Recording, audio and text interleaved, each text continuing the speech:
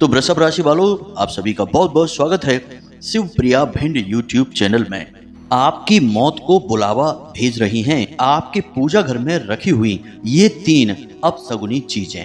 इन्हें आज ही इसी वक्त अपने पूजा घर से निकाल कर बाहर फेंक दो, वरना अकाल मृत्यु, दुर्घटना, बीमारी, दरिद्रता और दुर्भाग्य आपके घर में प्रवेश कर जाएगा। समय रहते आप इस वीडियो को देख लें और इस वीडियो में बताई जा रही 3 चीजों को अच्छी तरह से समझ लें और उन्हें अपने पूजा घर से निकाल कर बाहर फेंक दें, वरना बहुत देर हो जाएगी। जी हाँ बंधुओं, एक बात याद रखना कि किसी भी इंसान के घर में जो पूजा घर होता है वह घर का सबसे पवित्र स्थान होता है। पूजा घर में से इतनी अधिक सकारात्मक या यूं कहें कि भगवान की ऊर्जा निकल रही होती है कि यह पूरे घर को पवित्र करके रखती है। और यह सकारात्मक ऊर्जा या यूं कहें कि भगवान की कृपा और आशीर्वाद की वजह से ही घर के लोगों की बुद्धि स्थिर रहती है, सद्बुद्धि रहती है, घर में आमदनी इनकम बनी रहती है और बरकत लगातार आती रहती है। लेकिन कभी कभी आपकी ही गलतियों की वजह से आपके पूजा घर का जो पवित्र स्थान है वह दूषित हो जाता है। और एक बात याद रखना कि एक बार यह स्थान दूषित हो गया तो फिर इसे पवित्र कर पाना बहुत मुश्किल होता है, क्योंकि पूजा घर में देवी देवताओं का वास होता है।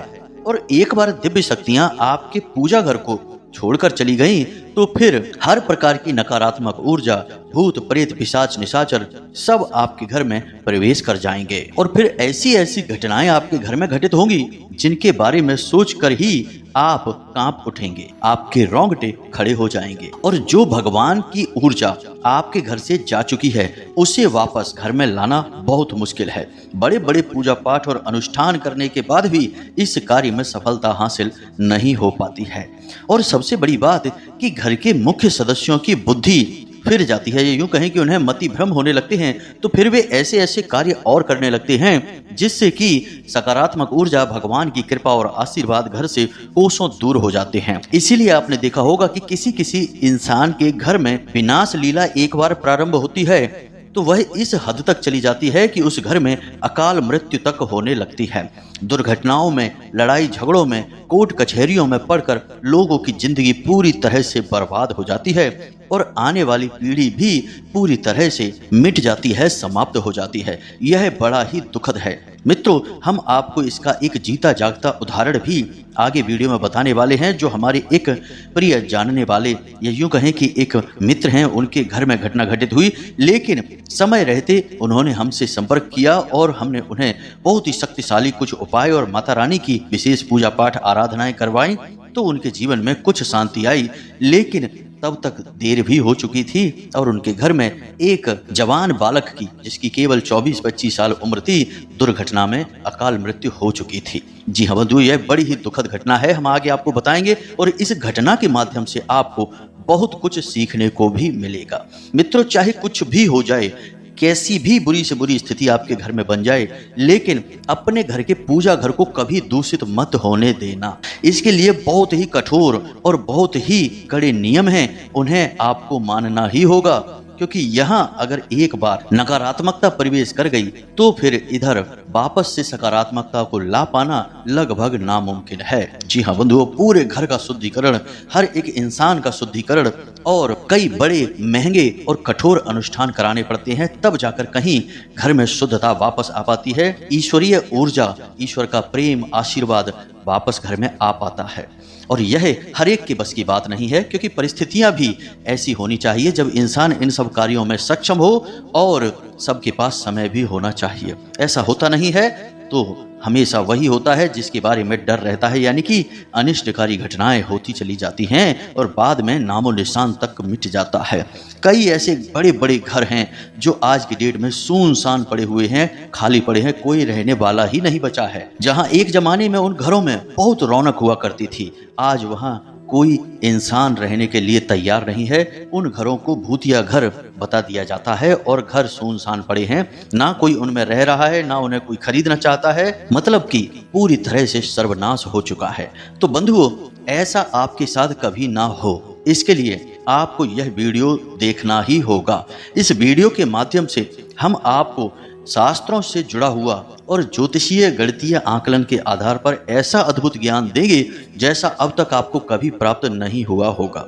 जी हाँ बंधु, हम सामान्य बातों से प्रारंभ करके आपको ऐसी ऐसी गुप्त और रहस्यमयी बातों तक लेकर जाएंगे जिन्हें जानकर आप हमें धन्यवाद अवश्य देंगे। और ये बातें पूर्ण रूप से शास्त्रीय और वैदिक पद्धति पर आधारित होंगी। तो बस आपको पूरे धैर्य के साथ इस वीडियो को देखना है और इस वीडियो में बताई गई बातों का जब आप पालन करेंगे, अपने जीवन में उतारेंगे, तो हम आपको गारंटी देते हैं कि 100% भगवान आपका हाथ पकड़कर आपको कामयाबी की ओर ले जाएंगे, आपकी सफलता दिलवाएंगे और आपकी हर मनोकामना पूरी करवाएंगे। क्योंकि भगवान को ऐसे लोग बहुत अधिक प्रिय हैं जो हृदय से सच्चे होते हैं और नियम संयम का पूर्ण रूप से पालन करते हैं। जी हाँ बंधुओं, इस वीडियो को बनाने में हमने बहुत दिल से मेहनत की है।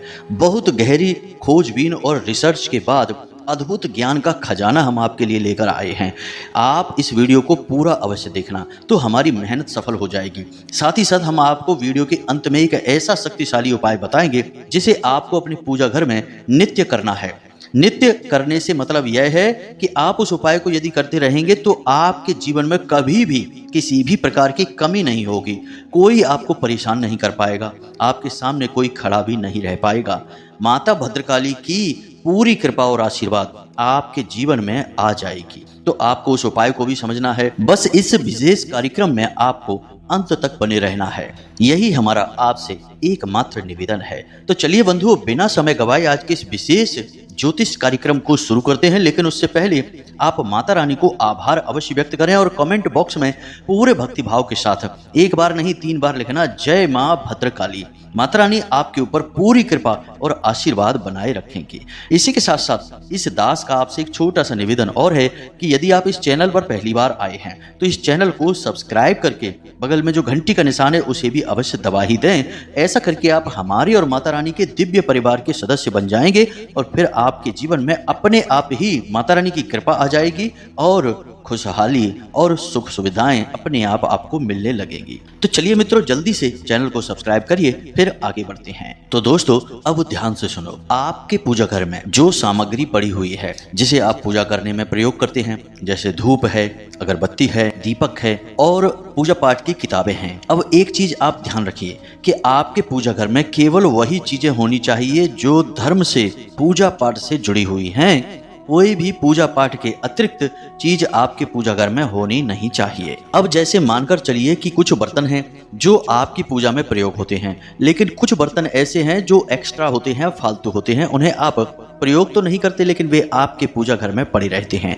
अब होता यह है कि वे बर्तन पीतल के होते हैं या तांबे के होते हैं और उन बर्तनों को आप प्रयोग भी नहीं कर रहे हैं तो वे मैले होने लगते हैं। क्योंकि उनका प्रयोग नहीं है तो उन्हें धोया भी नहीं जाता है, साफ सुथरा भी नहीं किया जाता है। कई बार ऐसा होता है कि पूजा घर में कोई बड़ा कटोरा है या कोई ऐसी वस्तु है, कोई चम्मच है, कोई ऐसी वस्तु है जो कि लंबे समय से प्रयोग नहीं हो रही है बर्तनों में और वह पड़ी हुई है। अब वह पीतल की है तो आपके गुरु को खराब कर देगी और यदि वह तांबे की है तो आपके सूर्य को खराब कर देगी और माता लक्ष्मी की कृपा भी आपके ऊपर नहीं आएगी। माता लक्ष्मी नाराज हो जाएंगी। याद रखना कि तांबे का सीधा संबंध सूर्य ग्रह से होता है और देवताओं में माता लक्ष्मी से होता है। उसी प्रकार पीतल का सीधा संबंध गुरु से होता है और देवताओं में भगवान श्री हरि विष्णु से, नारायण से होता है। तो अब ऐसे में पीतल और तांबे का कोई बर्तन आपके पूजा घर में यदि पड़ा है और वह लंबे समय से प्रयोग नहीं हो रहा है और वह थोड़ा बहुत भी यदि गंदा है, मैला है, तो आप उसे तुरंत अपने पूजा घर से हटा दीजिए। या तो आप उसे प्रयोग करना शुरू करिए या उसे उठाकर पूजा घर से बाहर रख दीजिए। इसी के साथ साथ कभी कभी ऐसा भी देखा जाता है कि पूजा के कुछ बर्तन ऐसे हैं जो थोड़े से टूटे हुए होते हैं, टेढ़े मेढ़े हो जाते हैं, फूट जाते हैं, फट जाते हैं, लेकिन लोग उन्हें भी प्रयोग करते रहते हैं। अब एक चीज आप याद रखिए कि जैसे पूजा घर में प्रयोग होने वाली भगवान की मूर्ति और फोटो हैं वे खंडित हो जाती हैं, उसी प्रकार पूजा की सामग्री यानी पूजा पाठ के बर्तन भी खंडित हो जाते हैं। तो यदि कोई कटोरा है जो फूट चुका है या थोड़ा बहुत भी पिचक गया है, दब गया है, तो उसे भी अपने पूजा घर में प्रयोग में ना लाएं। जी हाँ बंधुओं, यह बहुत बड़ी समस्या है। लोग समझते ही नहीं हैं। लोग सोचते हैं कि कोई बात नहीं है, प्रयोग किए चले जा रहे हैं।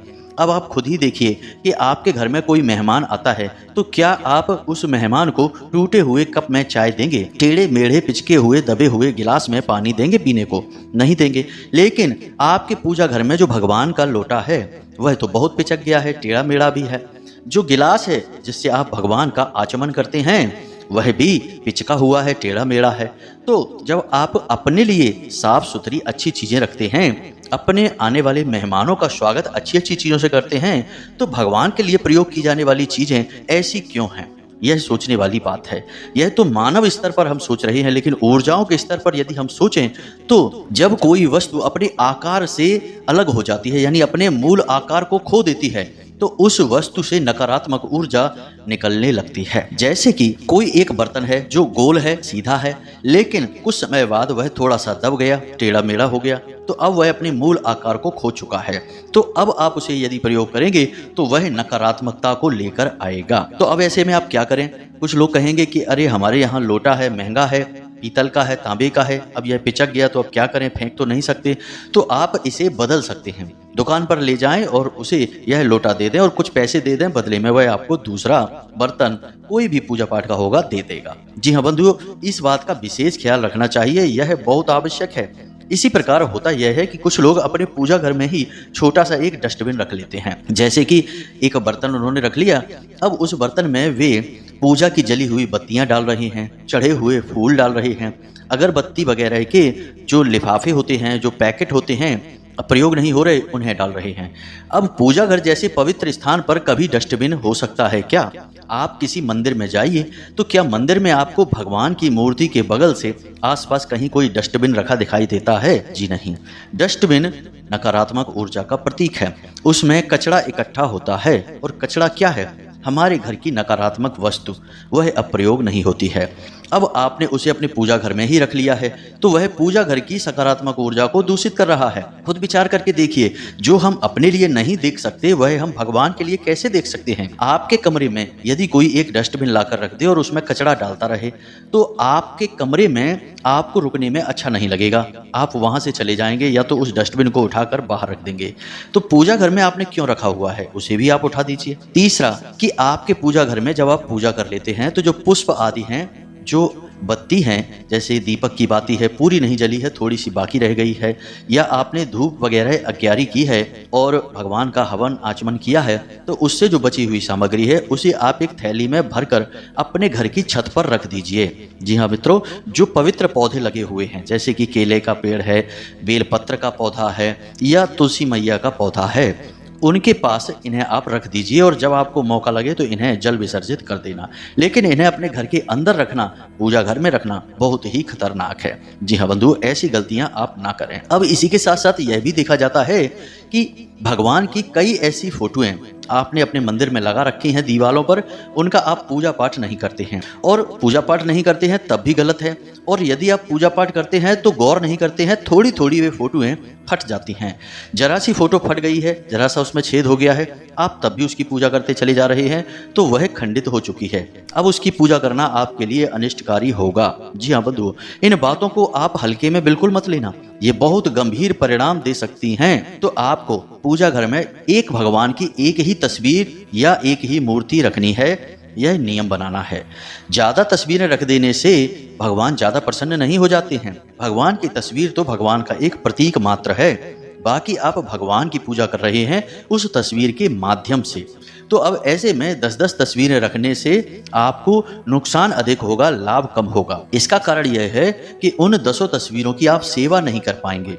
भगवान की तस्वीर आपने जो प्रतीक रखा है उसकी आपको सेवा भी करनी है, उसे नियमित साफ सुथरा रखना है, वह खंडित ना हो इस बात का ख्याल रखना है, और उसकी विधि विधान से पूजा पाठ करनी है।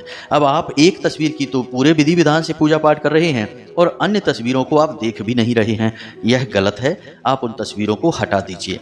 जिस तस्वीर की आप पूजा कर रहे हैं पूरे विधि विधान से, केवल उसी को अपने पूजा घर में रखिए, बाकी पूजा घर को साफ सुथरा रखिए। दूसरा कि आप जिस तस्वीर की पूजा कर रहे हैं उस तस्वीर को नाम मात्र खंडित नहीं होना चाहिए, तिल मात्र भी उसमें खंडन नहीं होना चाहिए। यदि जरा भी खंडन हुआ तो वह तस्वीर भगवान की न रही, अब वह भूत प्रेत पिशाचों को आकर्षित करेगी, क्योंकि भगवान खंडित स्थान पर नहीं रहते हैं, इसे आप याद रखना। तो जैसे ही वह खंडित हो उसे बदलकर दूसरी तस्वीर लगा देना है और उस तस्वीर को जल विसर्जित कर देना है। और विसर्जन का भी नियम है कि बहते हुए जल में ही विसर्जित करना है, कहीं कोई तालाब भरा है वहां पर नहीं डाल देना है। रुके हुए जल में विसर्जन नहीं होता है, वहां पर तो देवी देवताओं का अपमान हो जाता है। तो इन नियमों को आपको मानना है। अब बात करते हैं उन चीजों के बारे में जिन्हें हमने आपको वीडियो के प्रारंभ में बताया था। तो इन चीजों के बारे में जरा ध्यान से सुनना है। एक बार हम अपने जानने वाले एक परिचित हैं, उनके घर गए और हमने उनके पूजा घर में जाकर देखा। कुछ परेशानियां थी उनके घर में, तो उनके पूजा घर में हमने देखा कि उनके पितृ पूर्वजों की तस्वीर, यानी कि उनके पिताजी थे जो स्वर्ग सिधार गए थे, उनकी तस्वीर भगवान की अलमारी में ही रखी हुई थी और भगवान के साथ साथ उनको भी भोग चढ़ाया गया था, उनकी भी पूजा चल रही थी।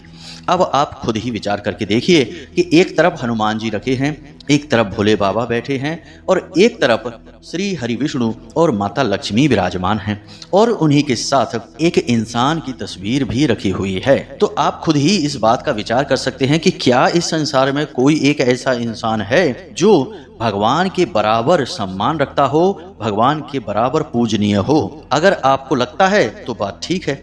वैसे शास्त्र तो यह कहते हैं कि भगवान के साथ साथ इंसान का कभी पूजन नहीं किया जाना चाहिए। यदि आप इंसान का पूजन करना चाहते हैं तो वह आपके लिए पूजनीय है, पूरे संसार के लिए नहीं। तो उसकी पूजा पाठ का भी नियम अलग है, यानी वह पूजनीय है, लेकिन भगवान के साथ नहीं पूज सकते। भगवान सर्व पूजनीय होते हैं, लेकिन आपके पुरखे पूर्वज आपके लिए पूजनीय है, संसार के लिए नहीं।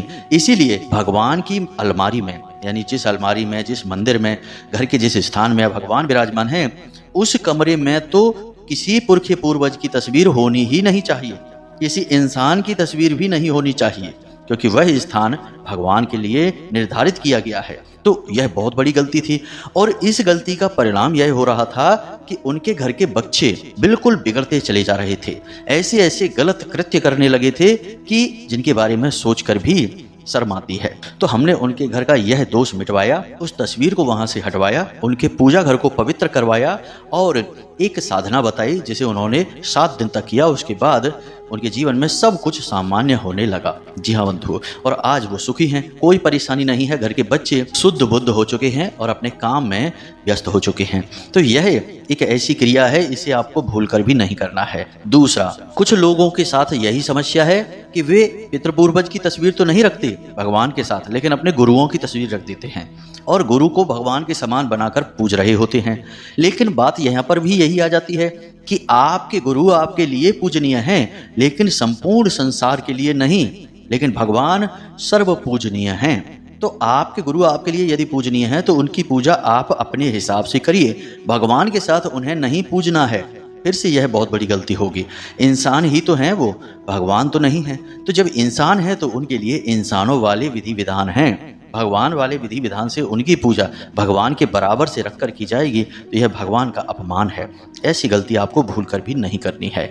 उन्हें भी उस स्थान से हटा दीजिए, पूजा घर में से ही हटा दीजिए और दूसरे किसी स्थान पर रखिए और उनका जैसा आप चाहें वैसे पूजा पाठ करें, लेकिन भगवान के साथ नहीं करना है। तो यह बहुत कठोर नियम है, इसे आपको मानना ही होगा। अब दूसरी चीज के बारे में बात कर लेते हैं। इसके बारे में भी लोगों को बहुत बड़ा भ्रम है। याद रखना कि पूजा घर में वो चीजें रखी जाती हैं जो पूजा पाठ के प्रयोग की होती हैं और भगवान के लिए उपयोगी होती हैं, यानी पूजा पाठ में प्रयोग की जाती हैं। निर्माल्य यानी उपयोग हो चुकी चीज का पूजा घर में कोई स्थान नहीं होता है। अब कुछ लोग अपने पूजा घर में मोर पंख रख लेते हैं या मोर पंख से बनी हुई चीजें रख लेते हैं, लेकिन आप खुद विचार करके देखिए कि मोर पंख भी निर्माल्य है, उसे भी मोर ने त्याग दिया है।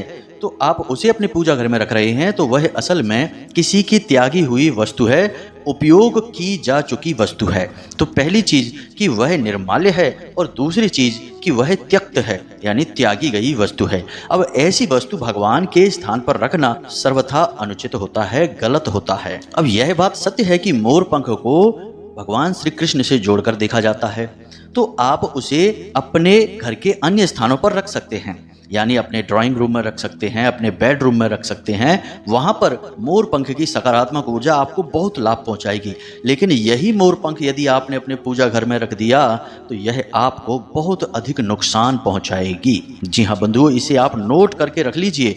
आपको यकीन नहीं है तो आप कुछ दिन के लिए मोर पंख अपने पूजा घर में रखकर और फिर पूजा पाठ अपनी करते रहिए।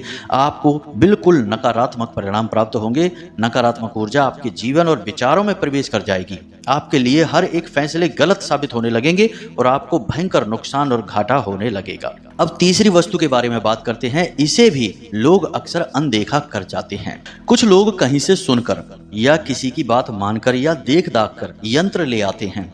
कोई लक्ष्मी यंत्र लेकर आता है, कोई कुबेर यंत्र लेकर आता है, या सर्व बाधा निवारण यंत्र लेकर आ जाते हैं, जिसमें कई प्रकार के यंत्र बने होते हैं। अब लोगों को यंत्रों का कोई ज्ञान तो होता नहीं है, उन्हें प्राण प्रतिष्ठित भी नहीं करते हैं और उनका विशेष पूजा पाठ भी नहीं करते हैं। लेकिन यंत्र कोई साधारण वस्तु नहीं होती है। यंत्र यानी कि एक उपकरण। अब उपकरण क्या है? एक मशीन है और मशीन का काम है ऊर्जा को उत्सर्जित करना। जी हाँ बंधुओं, अब मानकर चलिए कि माता लक्ष्मी का श्री यंत्र है, उसे आप ले आए अपने घर में। किसी ने आपसे कह दिया कि ले आइए और आपने लाकर उसे अपने पूजा घर में रख लिया। लोग अक्सर यही करते हैं।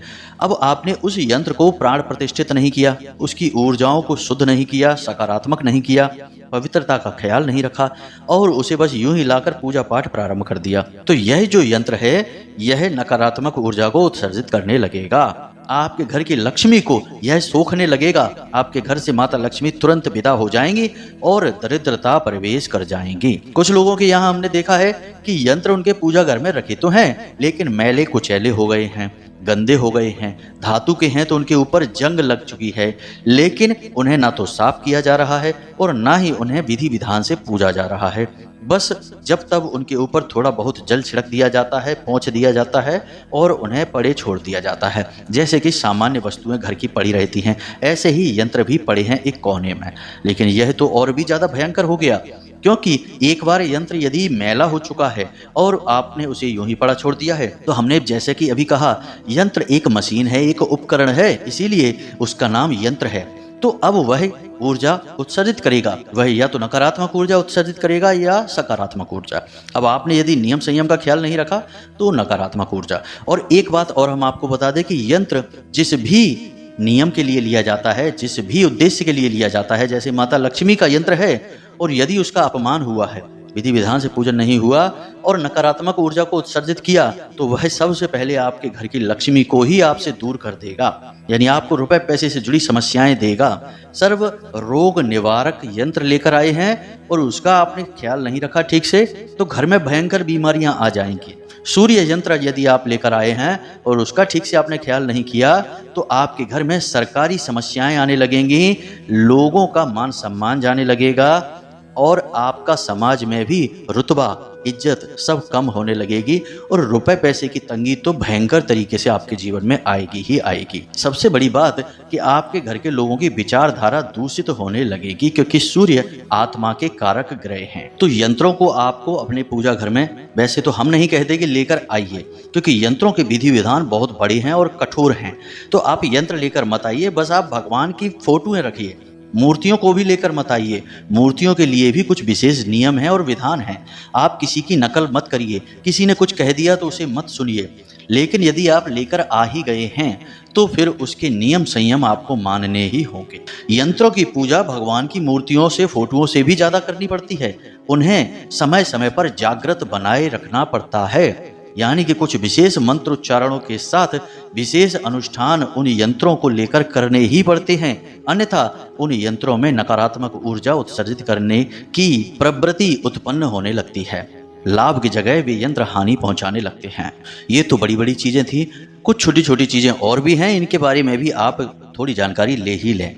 कुछ लोगों की आदत होती है कि उन्होंने पूजा की और प्रसाद चढ़ाया और वह प्रसाद भगवान के आगे ही रखा छोड़ दिया। अब वह प्रसाद दिन भर भगवान के सामने रखा है, उसे चूहे खा रहे हैं, उसमें चींटियां लग रही हैं, और फिर उन्होंने देखा कि वह प्रसाद खराब सा हो गया है तो उसे उठाकर उन्होंने फेंक दिया। किसी गमले में डाल दिया या यूं ही कहीं किसी थैली में भरकर रख दिया। यह बहुत ही गलत है। एक बार प्रसाद भगवान को भोग लगा दिया, आपने पूजा समाप्त कर दी, उसके बाद उस प्रसाद को भी आपको वहां से तुरंत हटा देना है और उसे बांट कर पूरा समाप्त कर देना है, खा लेना है। प्रसाद का एक छोटा सा कण भी बर्बाद नहीं होना चाहिए। दूसरा कि भगवान के ऊपर चढ़ा हुआ प्रसाद पूजा पाठ समाप्त होने के बाद जब आपने भगवान का विसर्जन कर लिया है, जैसे आवाहन करते हैं, पूजा करते हैं, पूजा समाप्त हो जाती है, फिर भगवान का विसर्जन करते हैं, तो विसर्जन कर लिया, उसके बाद वह प्रसाद निर्माल्य हो चुका है। अब वह आपको ग्रहण करना होगा। भगवान उसे ग्रहण कर चुके, लेकिन अब वह वहीं पड़ा हुआ है, तो यह तो बहुत ज्यादा घोर नकारात्मकता को आकर्षित करता है। इसी प्रकार कुछ लोग जिस आसन पर बैठकर पूजा करते हैं उस आसन को भी देखते नहीं हैं, उसमें कई छेद हो चुके हैं, वह कट फट चुका है, बहुत ही पुराना मैला कुचैला हो चुका है और उसी पर बैठकर लगातार पूजा पाठ किए चले जा रहे हैं, तो यह तो बहुत ही गलत है, नकारात्मक है। आप जिस आसन पर बैठे हैं वह तो साफ सुथरा शुद्ध पवित्र होना ही चाहिए। आसन का भी पूजन का विधान है, बिना आसन पूजन के आप उस पर बैठ नहीं सकती हैं। यदि आप उस पर बैठ गए तो आपके साथ साथ भूत प्रेत पिशाच भी बैठ जाएंगे। याद रखना कि आप चाहे दुनिया में किसी भी स्थान पर हों, दुष्ट आत्माएं, नकारात्मक ऊर्जाएं हर वक्त आपके आसपास मौजूद रहती हैं और वे आपके द्वारा की गई हर एक पूजा पाठ और पुण्य कर्म के फल को सोख लेना चाहते हैं। तो वे इसी मौके की तलाश में रहते हैं कि आप कब गलती करें। तो इन बातों को आपको मानना ही होगा। इसी के साथ साथ जब आपकी पूजा समाप्त हो जाती है तो आप अपने आसन के नीचे थोड़ा सा जल समर्पित अवश्य करें। एक चम्मच से थोड़ा सा जल आसन के नीचे डालें और मंत्रोच्चारण करें 3 बार, ओम इंद्राय स्वाहा, ओम इंद्राय स्वाहा। उसके बाद 3 बार बोलना है ओम भैरवाय स्वाहा, ओम भैरवाय स्वाहा। क्योंकि यह विधि है, अगर आपने ऐसा नहीं किया और आपने अपने आसन को फोल्ड करके रख दिया और पूजा समाप्त कर दी तो आपको आपकी पूजा का तिल मात्र भी फल नहीं मिलेगा, पूरा फल इंद्र देवता चुरा ले जाएंगे। और हमेशा पूजा करते समय अपने सिर पर एक कपड़ा डालकर अवश्य रखें, इससे आपके पूरे पुण्य फल को आप ही ले पाएंगे, कोई और नहीं ले जाएगा। वरना पूजा पाठ आप करेंगे और आपकी पूजा से सुखी कोई और होगा। इसीलिए आपने देखा होगा कि आपके आसपास कुछ लोग होते हैं जो बहुत पूजा पाठ करते हैं फिर भी दुखी रहते हैं। दुखी रहने का कारण यही है कि उनके पूजा पाठ और पुण्य कर्म का फल तो कोई और ही ले रहा है और उन्हें तो कुछ भी नहीं मिल रहा है और वे यूं ही आस लगाए बैठे हैं कि भगवान उनकी अब सुनेंगे तब सुनेंगे। तो भगवान कैसे सुन लें उनकी जब आपने नियम ही नहीं माने हैं। याद रखना कि भगवान वैदिक नियमों को मानते हैं, आपके बनाए आपके मन के नियमों को नहीं मानते हैं, क्योंकि भगवान सबके लिए हैं। वे सर्व विदित हैं, सर्व पूज्य हैं और सर्वव्याप्त हैं। तो आपको वही नियम मानने होंगे जो सर्व विदित हैं, सर्व पूज्य और सर्वव्याप्त हैं और उसी भगवान के लिए बनाए गए हैं। तो उम्मीद है कि जो जानकारी हमने आपको दी है वह आपको अच्छी तरह से समझ में आ गई है। अब इस जानकारी का आप प्रयोग करिए, कहाँ गलतियां आप कर रहे हैं इन गलतियों को चुन चुन कर दूर करिए, फिर आपको आपकी पूरी पूजा पाठ का फल प्राप्त होने लगेगा। यदि कोई प्रश्न आपके मन में बनता है तो आप कमेंट करके पूछें या वीडियो के डिस्क्रिप्शन में दिए गए नंबर पर मैसेज करके पूछ सकते हैं। समय मिलने पर हम आपके सभी प्रश्नों के जवाब अवश्य देंगे ही, थोड़ा इंतजार आपको करना पड़ सकता है। इसी के साथ साथ आज की इस वीडियो को विराम देते हैं। हमेशा हंसते रहिए, मुस्कुराते रहिए, सकारात्मक रहिए और एक बार दिन में मंदिर अवश्य जाइए, क्योंकि आपका उद्धार वहीं से होना है। तो प्रेम से बोलिए जय माई की जय, मां भद्रकाली। माता रानी आपका कल्याण करेंगी। धन्यवाद।